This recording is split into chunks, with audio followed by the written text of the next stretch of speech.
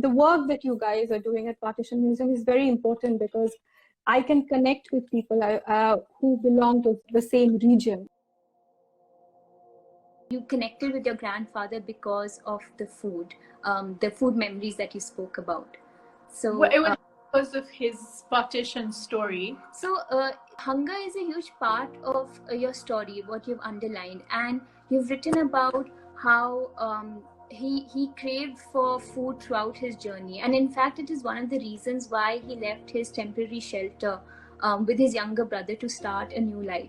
So could you say that in a way his experience, his food memories linked to partition was also motivated him to building a better future for himself? Yes, I agree with that. I think he lost his father and his grandmother shortly before the partition started. I think he was separated from his mother as well, and he had to leave Lahore, which for a 10-year-old was quite significant.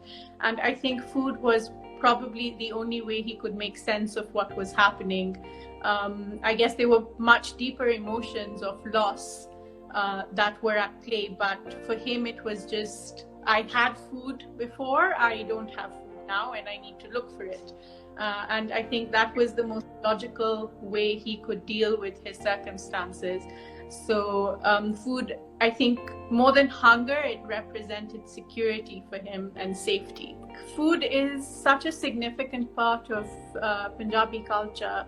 And we joke about it, about how much Punjabis love food. My favorite uncle always says we don't live to eat, but we don't eat to live, we live to eat. And I think like it's just such a central part of the culture. Like if you look at it spiritually, the way in Sikhism langar is such a core concept. And I think even in my personal life, maybe I've inherited it from my grandfather, but I can link most of my memories through food. So I think it's just something that's part of who we are as a people. Yes, I agree that it's a huge part of our life, especially in the Punjabi culture. So I just want to read out a little bit of what you've written about your grandfather's love for Lahore. So despite hearing his stories all my life, it took me a long time to realize the true significance of his love for food. In many ways, he remained a 10-year-old boy looking longingly at the paratha on his cousin's plate and then at the stale roti on a cloth in front of him. I knew it was not easy for him to be away from his beloved Lahore because of the tenderness with which he always spoke about its streets. So could you tell us some things shared by your grandfather about Lahore and also about Lahore's food culture?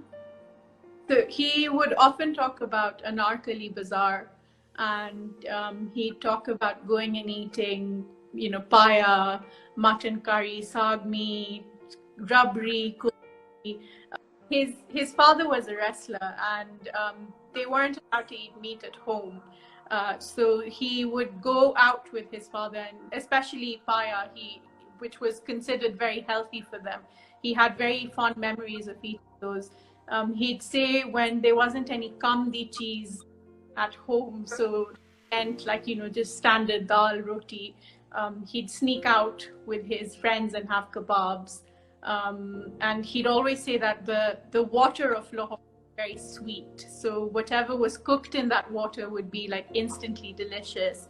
And when he was in Delhi, he grew to love that food as well, but I remember him once saying that it was never as good as it was in Lahore. Okay. We are so excited for you to come visit us in Amritsar sometime soon. And thank you once again for sharing this beautiful story. Thank you. Thank you for having me. Bye-bye. Bye. So Bongeets started their YouTube channel, Insta and Saptarshia Bongeets, and they started it to explore, document and share traditional Bengali recipes. And with the steady following of almost close to 900,000 followers, they aim to spread the Bengali food culture and make it more accessible for people to follow. And we are so happy and honored to have them join us today. Hi, Insia and Saptarshi. Hi. Hello. Hello. So could you tell us a little bit about the inspiration behind this YouTube channel? So like I said, the inspiration for the YouTube channel, we wanted to document the food of the city where we live in and the region where we live.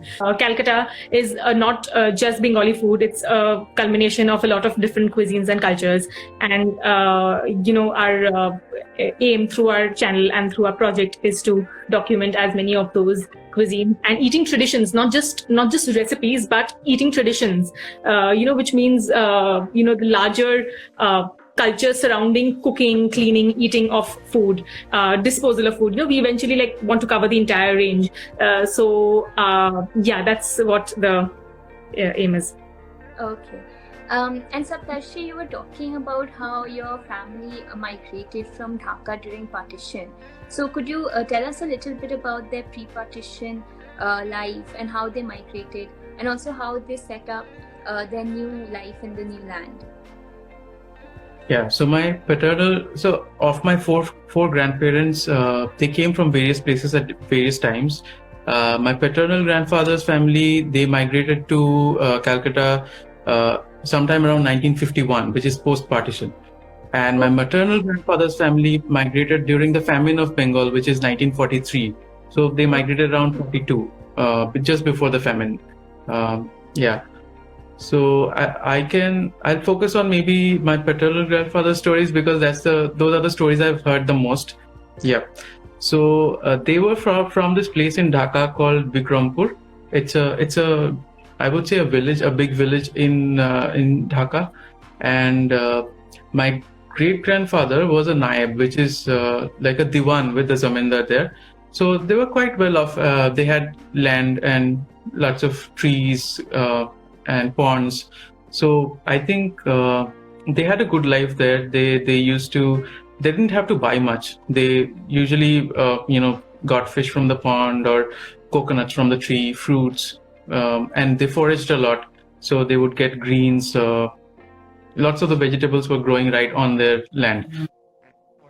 It's like oil and all, they would go buy them from shops. So are there any specific food recipes or memories that they have connected to partition or their hometown in Dhaka?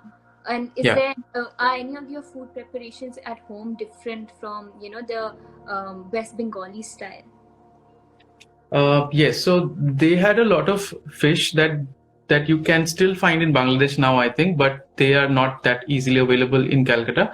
And also a lot of the vegetables that they used to. No, I think vegetable-wise, Kolkata is actually has a greater variety than Bikrampur. That's what my grandfather says. But fish and also turtles, like kaching was a delicacy that they really liked. Turtle eggs, turtle meat, but that's banned here. So one of the recipes that you've shared on YouTube is this thing about labra tarkari, and how it's connected to the refugees who migrated from East Pakistan, which is now Bangladesh. And you mentioned that this recipe was passed on from your great grandmother. So how do you, as the third generation, connect with your family's partition memories through this recipe? Labra tarkari. So every family in a Bengal household, Bengal is anyone who's from East Bengal, would have a different labra tarkari. So the labra tarkari that we have on our channel is like my great grandmother's recipe, and it's very specific in the vegetables that it uses. It was full of family members cutting and prepping vegetables and keeping them in separate heaps, and every vegetable had to be cut a particular way, and they're cut in a way that, because all of them cook at different times, they're cook at the same time, even though they may have different they're not hard, they're not equally hard. Some are soft, some like root vegetables would be cut a little smaller than, say, softer vegetables. So So as I mentioned before, the partition really affected the food culture on both sides of the border. So have you come across any of these, new traditions or flavors or techniques in West Bengal? I mean, which came from East Bengal now, which is Bangladesh? Yeah, so the lot of the foraged stuff, like kochurloti and I don't know, it's aram shoots. I think, if I'm not wrong, a lot of different kinds of leafy greens and vegetables which grow in marshy or wet soil. Those are the kinds of things that they brought with them. I mean, they grew here, but people here did not really eat them because they had a bounty of vegetables here. But that is the kind of food that Bangals brought with them, and they have become popular now. A lot of people eat them, not just Bengal families. Okay. And have you come across anything which have become, more basic or more popular now in West Bengal, which came from there? Right now, everything has become a lot more homogenized. Like ilish mach, the ilish fish, which is considered a delicacy.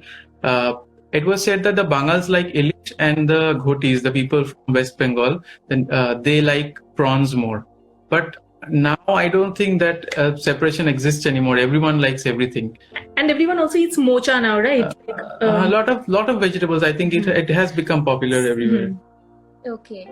And have you ever had the chance of visiting your ancestral home in Dhaka, or maybe exploring the food culture of present day Dhaka?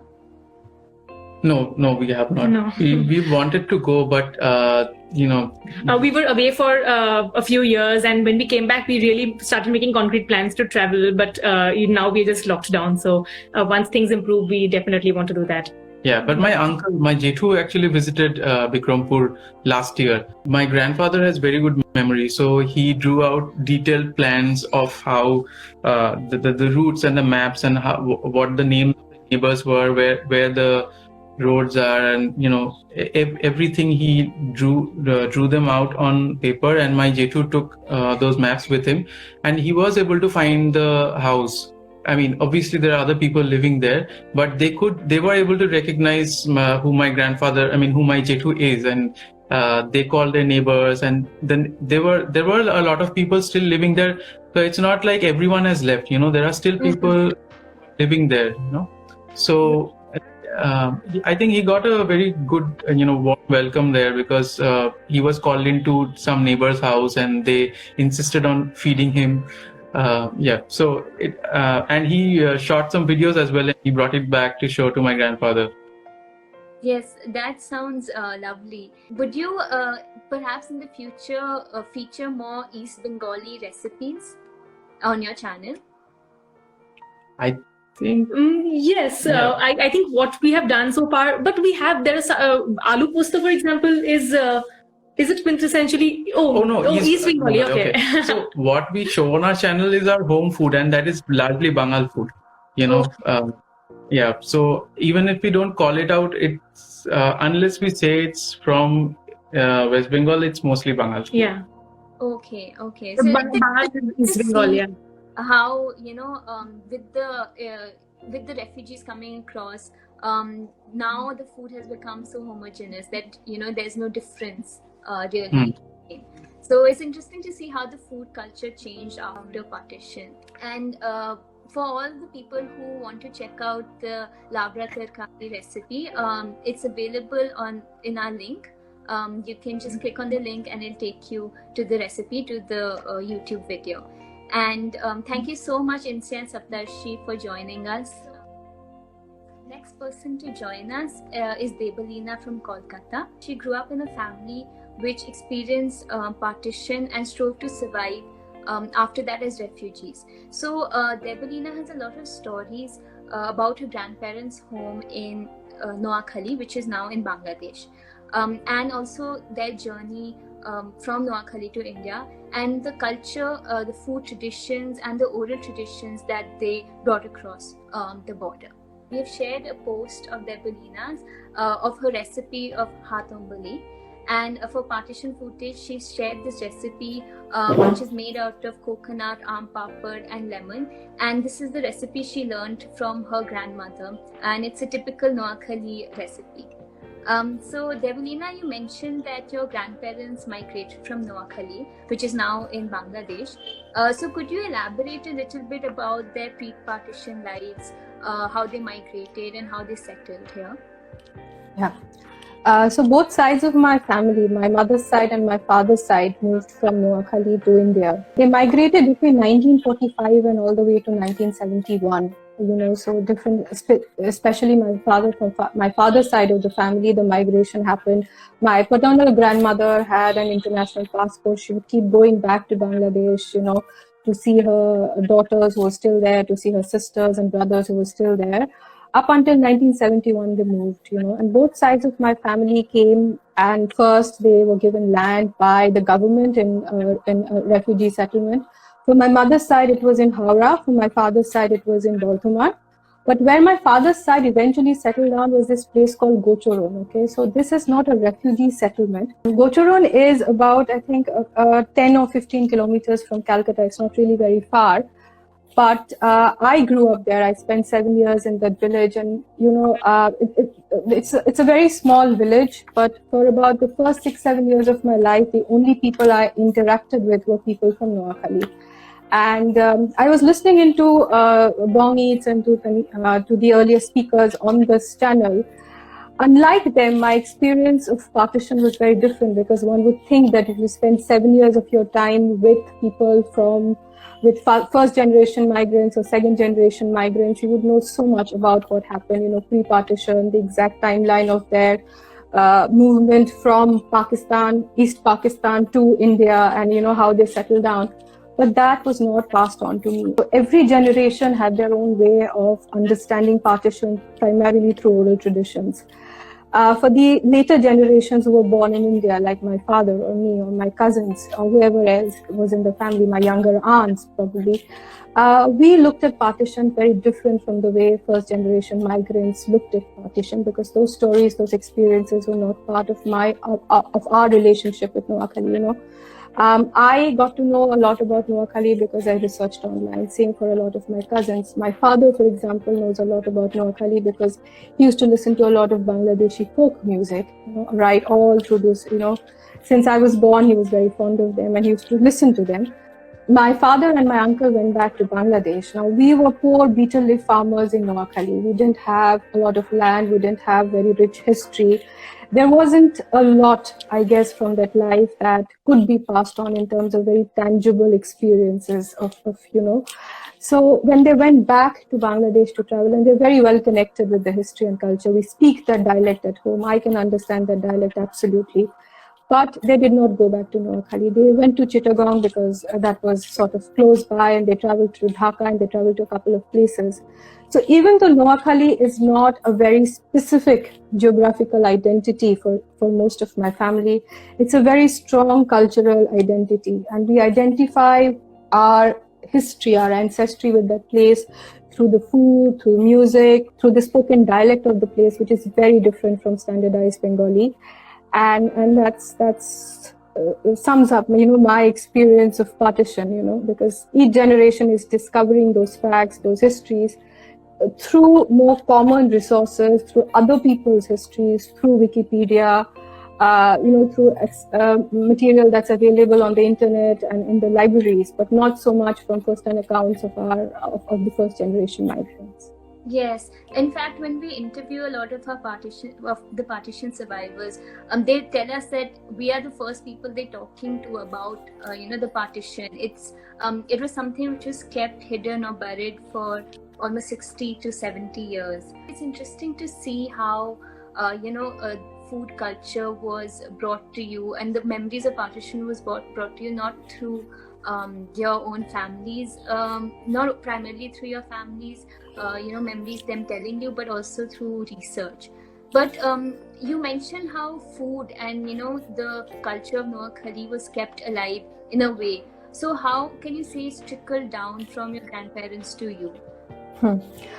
Because I lived in a village for a very long time, and when we moved to the city, we are not so exposed to the urban culture. So the only food that I actually ate for about the first 18 years of my life had been food from Noakhali, and that is what I knew of Bengali food. When I moved to Bangalore and I began to eat food from different regions. So when I actually began to research on Noakhali, I realized that Noakhali is now in Chittagong subdivision of Bangladesh, and that's in the southeastern part of Bangladesh. So that makes it very close to Tripura and Northeast India, very close to the Himalayas.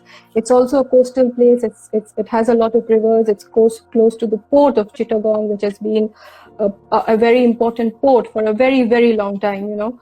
So the food is not the geographical diversity of a place like that makes the food and the ingredients and the techniques that we use very, very unique. You know, we use a lot of sesame, for example, which you will find only in food that is from northeastern part of our country. Yeah, so we use a lot of coconut as well, you know, and a lot of our food is also very Mughal inspired. So it's, you know, a lot of bunoing of the masala, but some of it is also like very mainland Bengali food that we know of or eat at you know, very standard restaurants.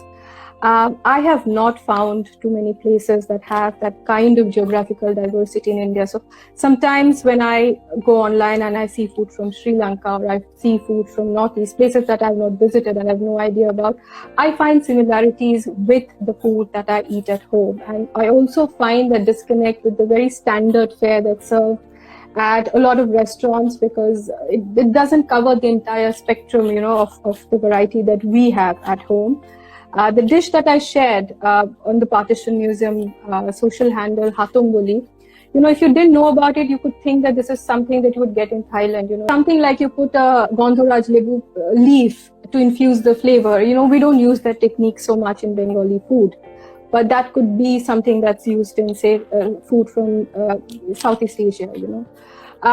Sometimes when I go online, I check recipes from Sri Lanka, the way they use coconut, and I find it very similar to certain items that I eat at home, because it probably might have been inspired by people who've come back and, you know, introduced those recipes in Noakhali and Chittagong district. So that's why I just think it's a very diverse. I can't say that there is this specific type of food, you know, that people in Noakhali and probably also in Chittagong eat. The uniqueness makes it very different because of the geographical diversity of the region. Have you perhaps ever come across when any certain time when you saw this influence of the Noakhali cuisine in present-day Bengali, West Bengali cuisine? Noakhali is not a very prominent place, so to say, you know, because its only claim to fame has been the infamous riots, and like someone mentioned, we mentioned Gandhi, because that's how we know of Noakhali. For example, we have a very prominent person from Noakhali called Ram Thakur, who is worshipped in Noakhali and Chittagong area as well. He was a social reformer, one of sort of a Hindu cult, you know, where women could worship and they had when they were menstruating. Very liberal form of it's a different version of Hinduism. But if you go online and check Ram Thakur on Wikipedia, you won't find anything. Ram Thakur, his followers are mainly from Noakhali and Chittagong region. You know, because even a person like him, a historical person like him, who had such a different way of looking at Hinduism, is not documented. And I think the same is for food from Noakhali, because I don't know if Hatongoli is really eaten even by my family members, because these are forgotten recipes. And because I had sort of a very different experience, I lived in a refugee settlement sort of, you know, my family incorporated them into our food, because we just didn't eat out and we didn't mix with a lot of other people. But otherwise, I don't think that we see a lot of those items here. But some, I think, very standard, more generic Bangladeshi items have made their way into the menus. You know, Bong Eats was mentioning kochu. I think he mentioned kochu loti. I think he mentioned kochu bata, something like that. Yeah, I think those dishes we also have in Noakhali, but not the very specific recipes that I could speak about, like Hatongoli or something like a labon. We do not have, or like a til paturi that we have. I have not seen it in any menu, on any menus in any standard Bengali restaurant. Okay. And so does this like motivate you to, you know, kind of preserve, record those recipes that you've learned from your family? Yeah, so I do not think my desire is so much to document as it is to continue to remain connected with that experience the way that I have experienced it, by learning new things, but also telling people about the experience and mostly to live that experience, when I speak that dialect. Because I used to I used to write letters for my grandmother, and she only spoke that language. She couldn't write, she could only read.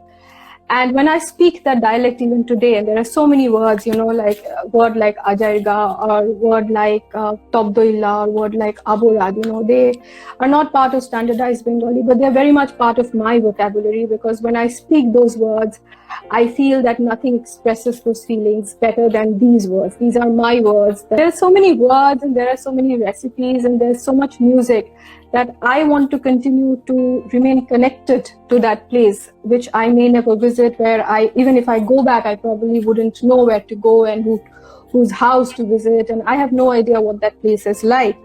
But the work that you guys are doing at Partition Museum is very important, because I can connect with people who belong to the same region, because I've always felt that Noakhali's history has been underrepresented in the entire post-partition East Bengal narrative that has been shown in mainstream movies, how people go back to a village and they have a house and they have gone back there. But if I were to go back, I wouldn't have a house, because my family just belonged, it was a farming family, they didn't have a house. I was not born in a pakka house, I was born in a mud hut.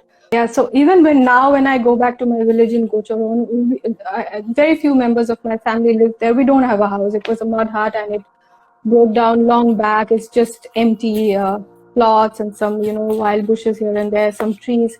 But then that is my village, and that is how I reconnect with those memories, It's not so much a physical, tangible thing that I need to write down and document, but I want to continue to be connected, and I want to keep having this identity that I am somebody from Noakhali, and I want to have that for my entire life, and I want to pass it on to my future generations as well.